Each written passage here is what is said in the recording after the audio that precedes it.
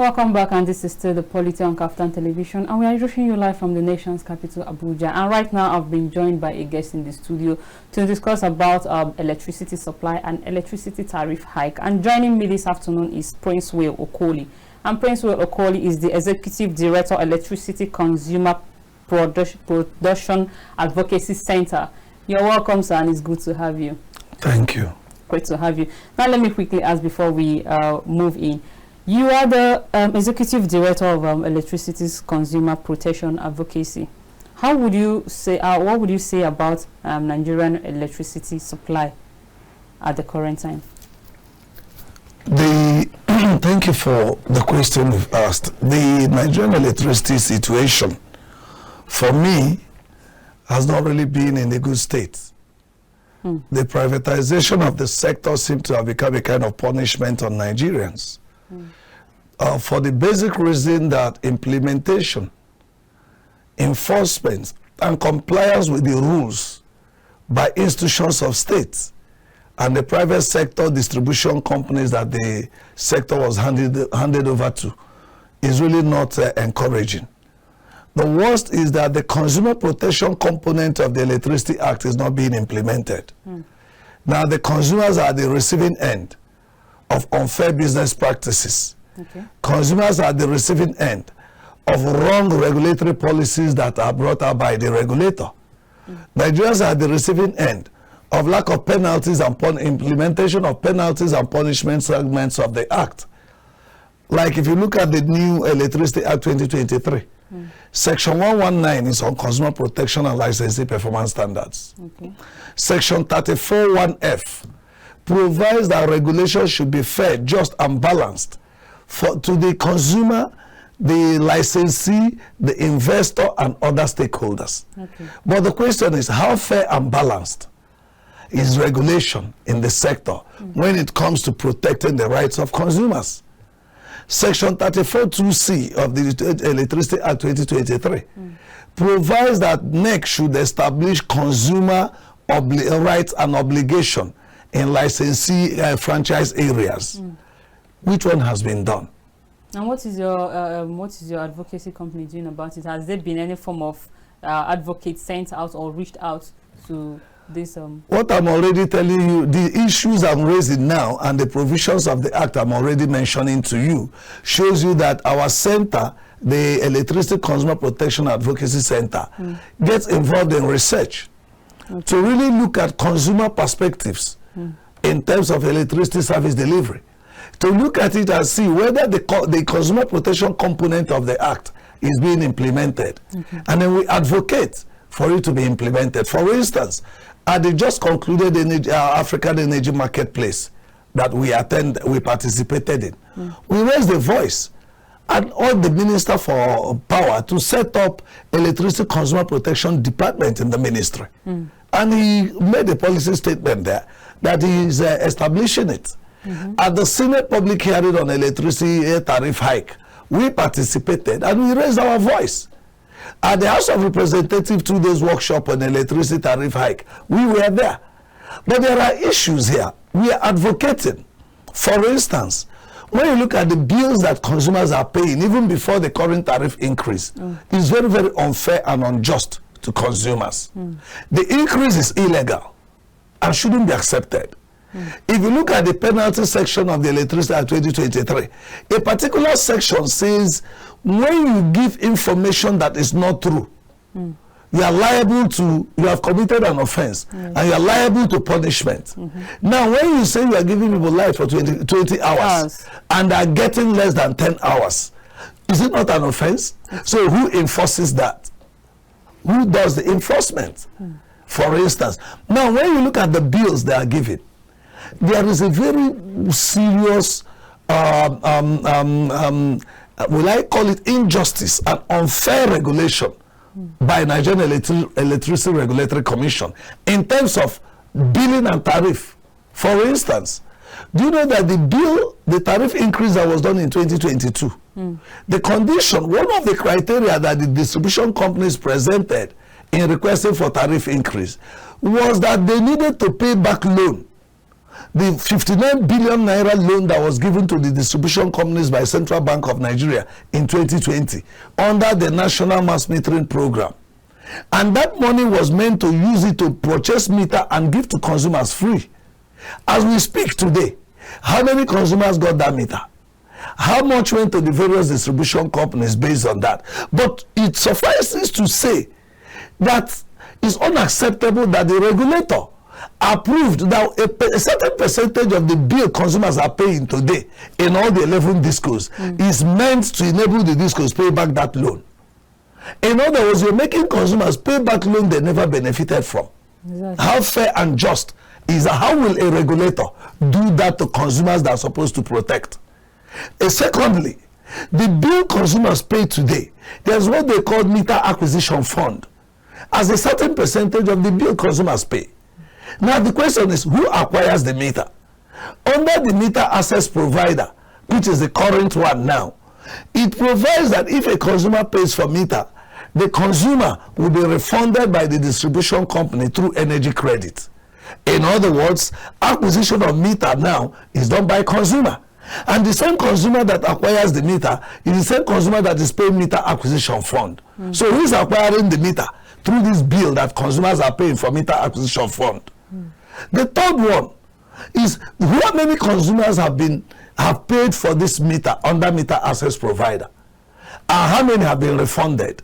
So you see violations of the rules and laws by the institution that should regulate the sector. So, and that is why, okay, look at, for instance, when you look at section 116 of the Act, there must be consultation before tariff increase. Yes, the so-called Band A tariff increase now, was there any consultation? No. Are we in a military regime or we are in a democratic regime?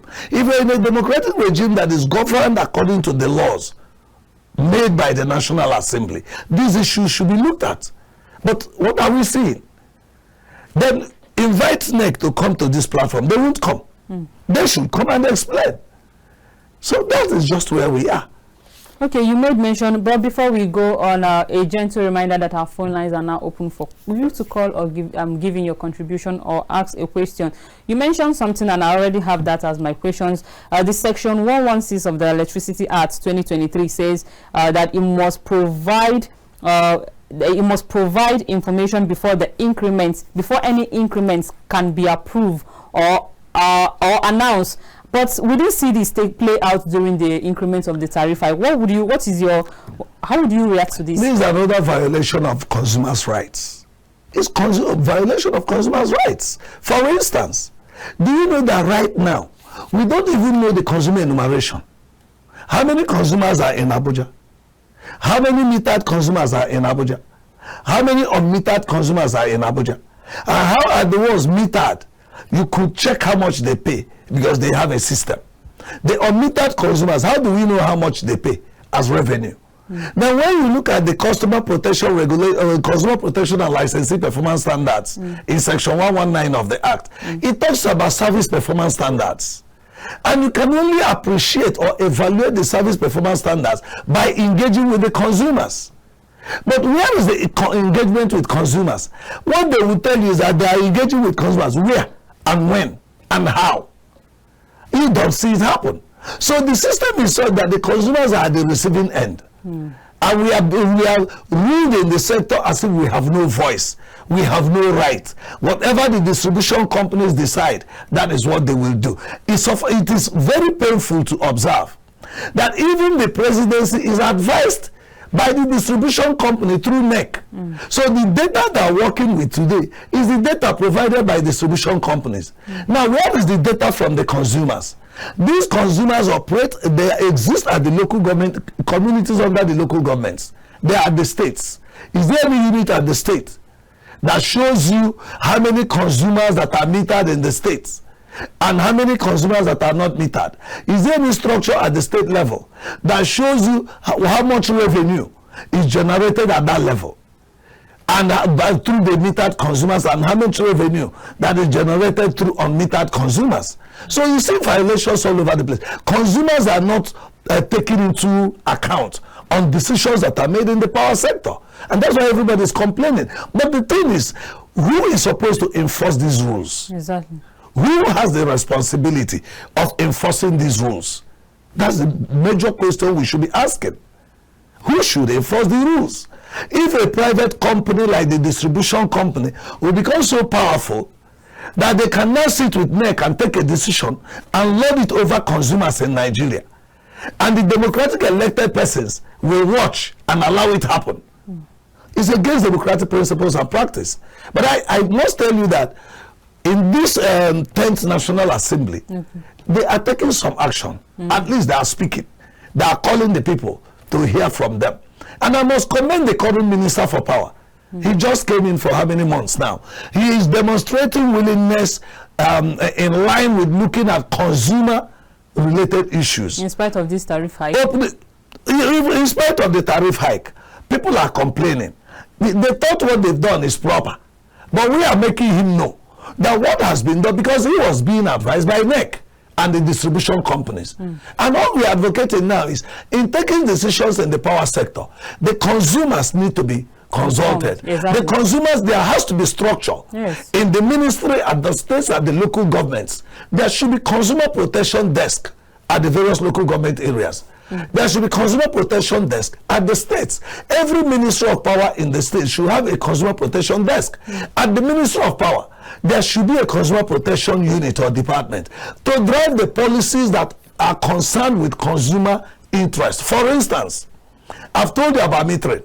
If there was a department on electricity consumer protection at the Ministry of Power, before this tariff increase, they would have raised their voice to say, look at the position of consumers. They would have consulted them. So that while the distribution company and NEC are presenting their position, the consumer unit will present their position, and then it will be checked. That department will ensure that there is adequate consultation. But there is none like that. And because there is none, the presidency and the minister is fed with all that the NEC, all the discos and NEC give to them. And that is where it is wrong. For instance, consumers in this country are buying transformer, buying pole, buying wire, paying the distribution company to energize it. So what is the investment of distribution companies? And we are asking me, what advocacy are we doing? We're equally challenging the media. The media should be concerned to know what is the investment of Nigerian consumers in the power sector. If World Bank give Nigeria $1 million today for energy, for power, it will be announced all over the media. The World Bank has given loan, World Bank has bought this. But in our communities, we and I know that our communities are contributing more. Neighborhood organizations are buying transformers in millions of naira. They pay to energize them. They pay for repairs. And all these things are provided under what they call OPEC and the OPEX and CAPEX, which the regulator approves for the distribution companies every year. Every year, there's an amount of money approved by NEC for distribution companies on meter acquisition. Every year, there's an amount approved for them on capital expenditure, which entails buying transformer, pole, wire to do those things. Where are those monies spent? There is money approved for them for operational expenditure, which they call OPEX. And that money is supposed to be used to repair transformers that are bad, raise pole that has fallen down, and do all that. But are they done? The same consumers do them. And we've not seen the media show interest to carry out research or investigation to know how much consumers are invested in the face of where we are told. We are always told that there is inadequate tariff. We don't have cost-reflective tariff. The question is, what is cost-reflective tariff? What cost are the distribution companies carrying out? What cost are they expending in the sector to now say they need cost-reflective tariff? Are they expending? They will always tell you FX and CAPEX. Now the question is, why is it that the distribution company will disconnect a poor woman that uses one bulb and overbill that woman, but they will not pay NBET for the money to pay the generation companies for the energy they collect from generation companies? You now hear federal government talk about legacy debt. They tell you debt owed NBET. Who use these things? Even when the generation companies generate, the distribution companies refuse to evacuate the quantity that is generated. They reject some load, and they reject them because they don't want to pay. And then on top of that, you find out a situation where the money that are supposed to pay for this light they've taken, they wouldn't pay. And then it's debt. Before the federal government is intervening to liquidate that debt. They've just said the federal government has approved to pay 3.3 trillion on debt. Who owed that debt? Now, has the federal government carried out research or investigation to know how much these distribution companies have generated from the consumers over the years? Has there been any investigation to know how much comes from the local governments and from the states before you begin to say these schools are not getting enough money? And then they talk of electricity theft. Who is really stealing? Who is the thief in the sector? If you overbill me deliberately, like I'm told to pay so much money for band A for 20 hours, and you give me light for 10 hours or 5 hours or 3 hours, and you bill me as if you gave me light for 20 hours, who is the thief? Now you go and tell federal government there's electricity theft. Who is the thief? The theft is that some people are bypassing meter. Some people are not paying for the energy they are using. Can we set up a unit to investigate this theft? Who is really stealing? When I use my money to buy transformer, buy pole, buy wire, even pay you to come and energize it, you don't take it over. I use it to be making money. There are places, a young man I know in Anambra State now has invested 35 million to bring electricity to a community because he built a small factory there. Now, there is no light in that community. With what he has done now, the distribution company will start giving light to people in that place and be collecting money without refunding this person who invested 35 million. And he may have borrowed this money from the bank. And we are not talking of electricity, we are not talking about this one. In Owerri now, there's a problem. One estate, the people brought the electricity to that estate. The problem now is that the distribution company is using that light to give people light and collect money. And the people that invested are telling them that they need to be paying them too, because without their investment, they will not do that. Who addresses these problems? They need to be addressed. So I think everybody has a lot to do. The media has a lot to do in really looking at who is supposed to enforce these rules and what is the consumer investment in this country. How much are the consumers investing?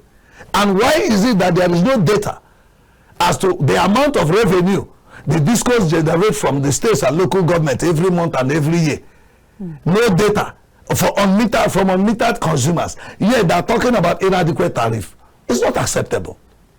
Well, if you ask me, I think the media are doing their work so far, because during the tariff hike, we are all there. We are giving the updates. Now, let me away from that was spontaneous. That was spontaneous because something happened. We expect that the media should come up and give us information, because if the media had given information early enough, probably the increase would not have been done. It wasn't announced. No, the information.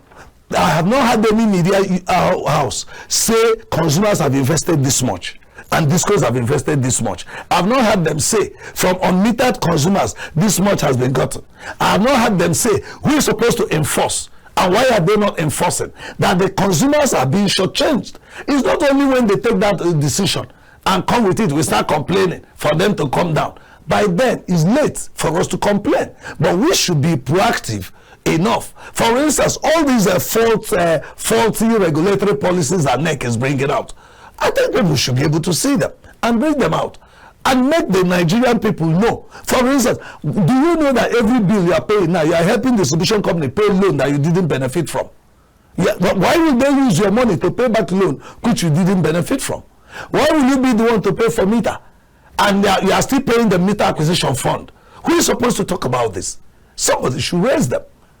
And then who will know? Who will go to AEDC in Abuja here to say, AEDC, how many consumers have paid for meter under meter access provider? Let us know. And how many have you refunded? Let us know. What is the mechanism for refund? Can we really see it?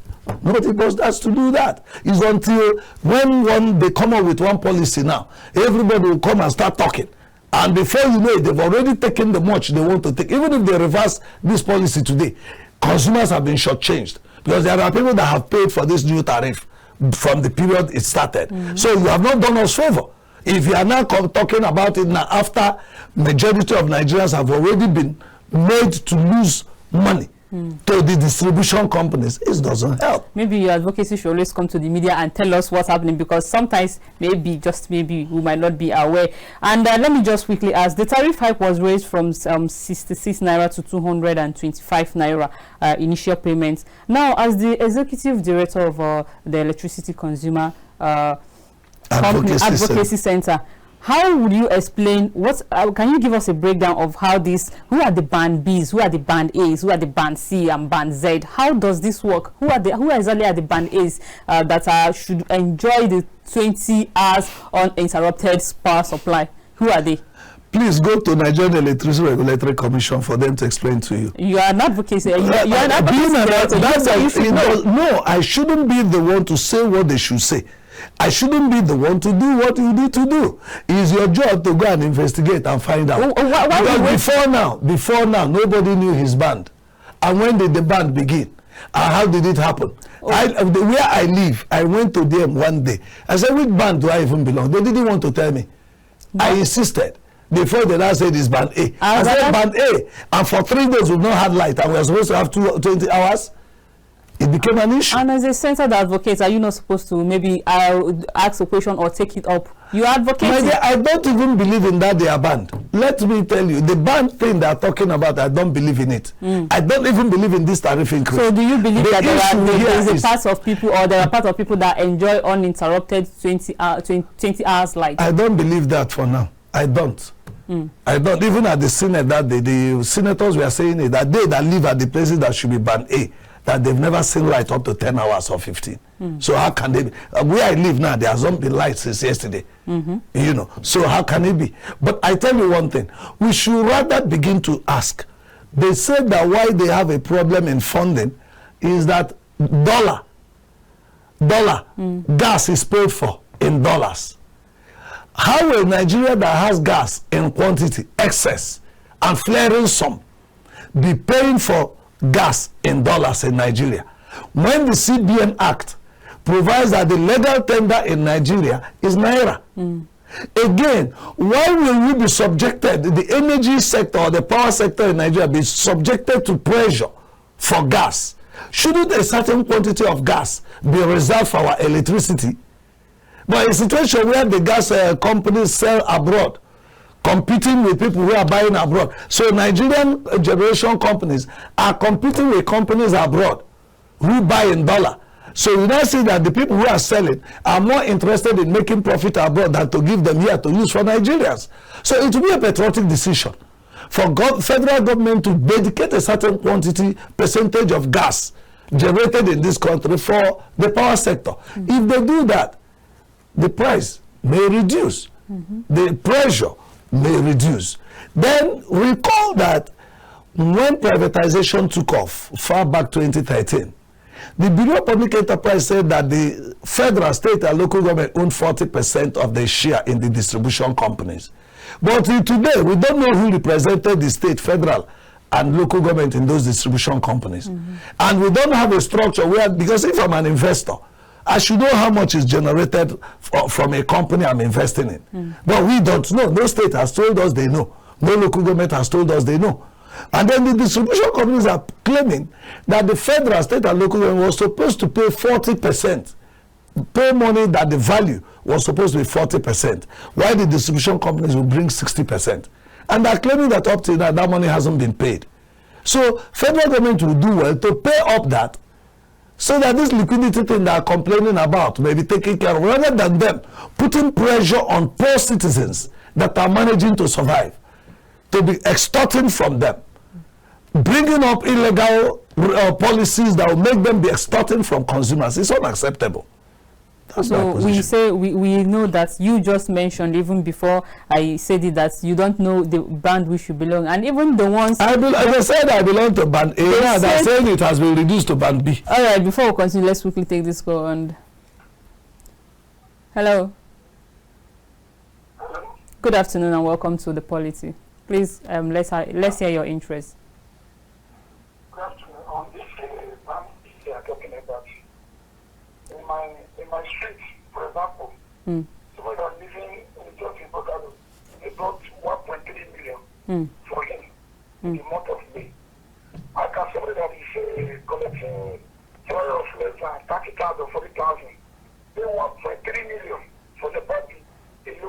So it's not your feeling. I'm just joking. Thank you. All right. Thank you for calling. Now, since we don't even know who are the band A's or the band B's or the band C, E, and band Z, how would you react to that effect? How would you react to it? You just mentioned that even some lawmakers in the House are complaining that they don't even enjoy up to 10 hours light or even 15 hours light, let alone the so-called 20 hours uninterrupted light. What is your reaction to this? And can your advocacy center do anything about it? You see, when there is no, the question we ask now is, who has the responsibility of policy enlightenment? What is the National Orientation Agency doing? Then what is the Department of Power, Ministry of Power, or the distribution companies doing to enlighten the people? It is through that enlightenment that people will know these things. And that's what you're saying. And I'm telling you that they are violating these rules. They are saying band A is for 20 hours. Band B has less hours than band A. C has less than. But how do we know? Has any of these bands, the criteria, been complied with? They are not complied with. Because even before this band thing, people that are not metered are billed as if they have light 24 hours. And the distribution company joyfully do that. You know, they joyfully do it, and nobody bothers them, nobody challenges them. They do it and look away. And it's unfortunate when a small boy steals bread on the street, he'll be prosecuted and sent to jail. And then a private organization is ripping off and more or less robbing millions of Nigerians with impunity, and nothing happens.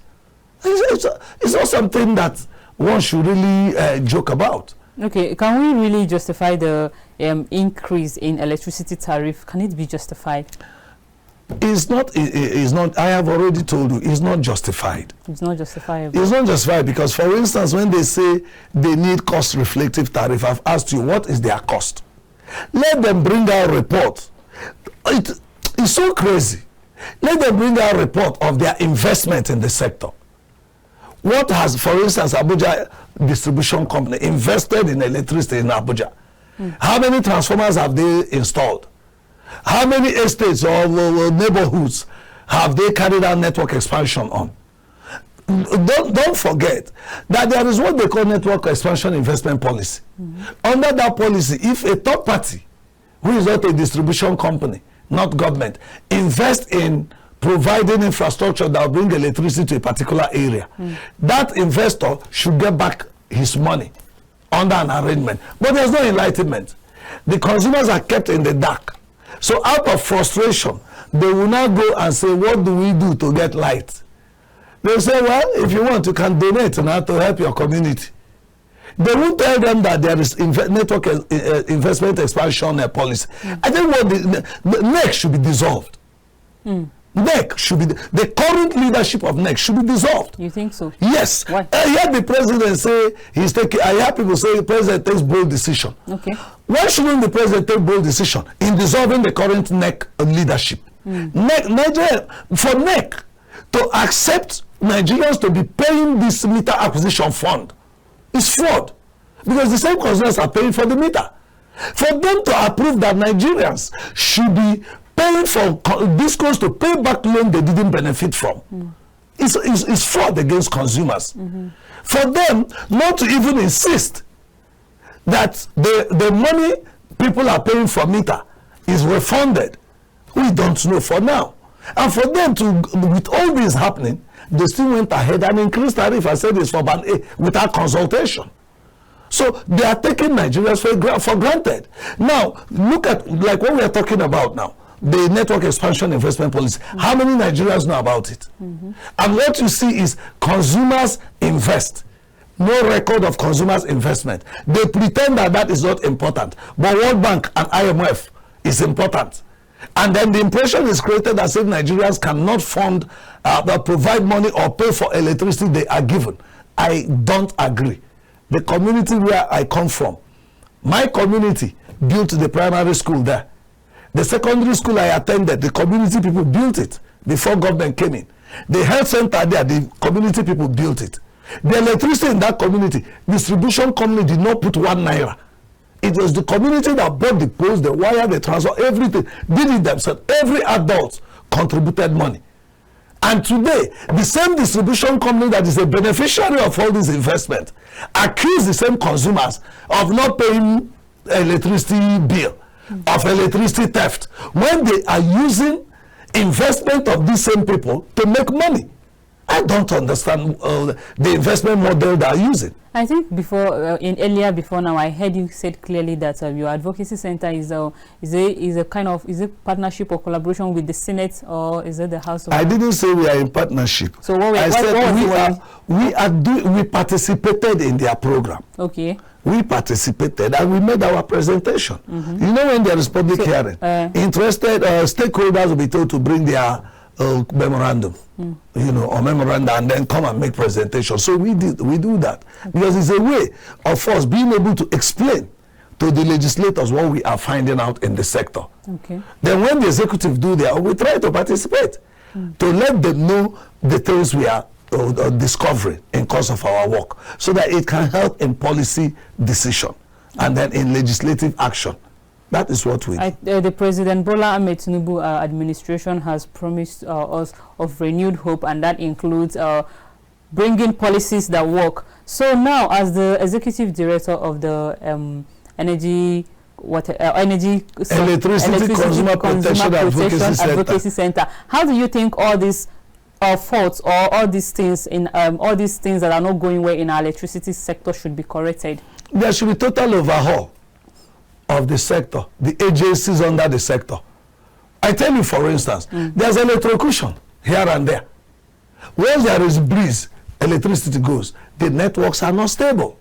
The networks are not reliable. So the angle of safety and standards is not handled the way it should be.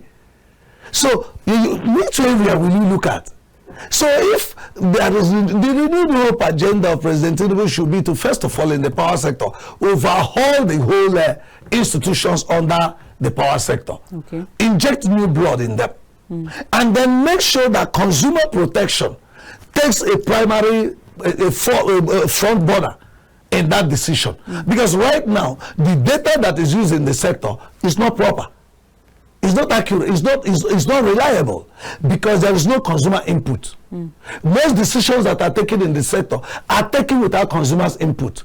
And the consumers are on the demand side. You can't be taking decision from the supply side.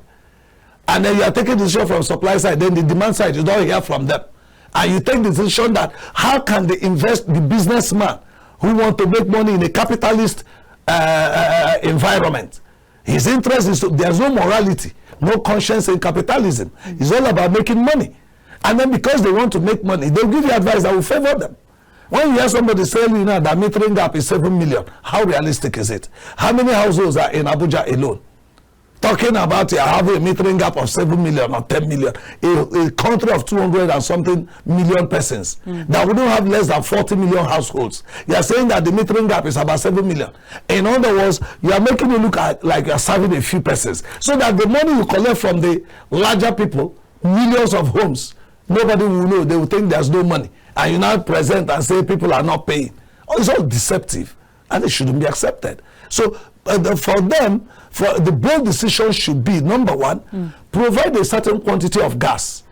Make it a priority. There is a certain quantity of gas generated in Nigeria should be kept for Nigeria's power sector. And then not put the generation companies under the pressure of competing with foreign companies and buying gas in dollar. Two, pay the money, the 40% that the federal, state, and local government is supposed to pay to the distribution company. Number three, set up an investigative inquiry into the performance of the distribution companies. For instance, their investment in the sector, the revenue generated from the sector, generated from consumers, the investment of the distribution companies, the investment of the consumers.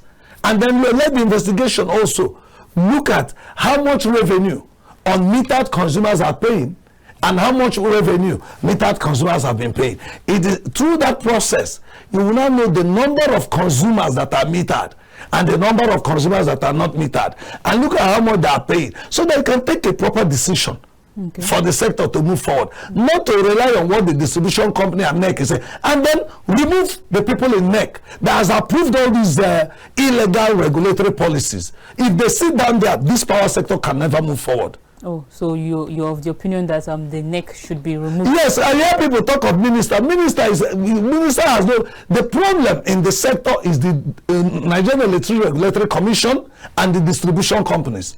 If two of them can be taken care of, and then change the leadership of other agencies under the power sector. For instance, who trains consumer groups? Now, National Power Training Institute is there. The training they provide is for distribution company staff, generation company staff, transmission company staff. How will the consumer know how it's being billed and how his meter is configured? How will the consumer know what makes his light to trip off? They don't know, and they are not ready to train them.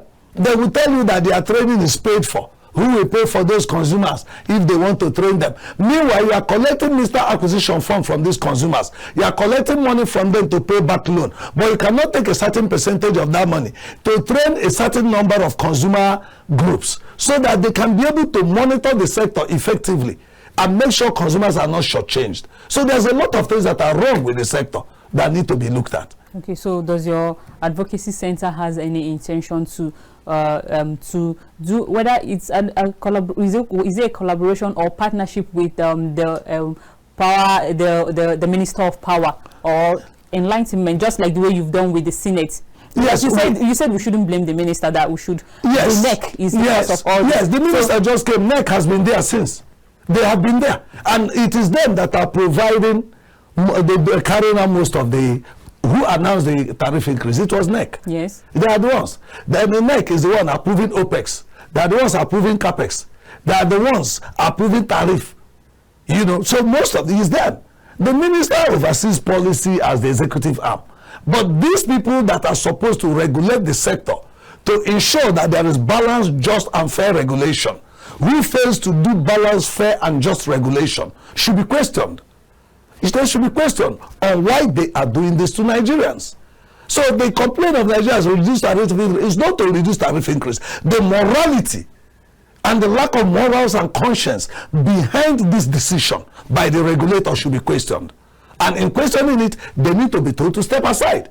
And then let the federal government set up a committee to review what they are doing. Because these regulatory policies that are against consumers' interest is not in the interest of Nigeria. This is a country that is based on social justice. Section 17, the social objectives of the state policy will tell you that. And don't forget, Section 14(2)(b) of the Constitution tells you the welfare and security of the people shall be the primary purpose of government. And this is a democracy that came in on stream based on the people's will, based on elections that were conducted. And these electors that casted votes are the consumers. So it will be wrong that the majority of consumers casted votes for the government, and government came in, and one regulator under the executive arm of government is not punishing the same electorates. It's not acceptable. The president, I don't know if they will listen to this, let them investigate what is happening in the sector. They surely will do. They surely will do. It's been an interesting time with you in the studio, Prince. I'm a chief Princewill. Oh, you are? Yes. You are. It's good. You see my red card. At least. I didn't just put it as fashion. It's a pleasure to have a chief in the studio and, of course, on my program. It's been a wonderful time having you join us on this segment. We hope that your message gets across to the federal government, and we hope to have you some other time. Thank you. All right, viewers, this is where we draw the curtain for the end of today's episode on the polity. And until I come your way again, I am Emelite. Do enjoy your weekend.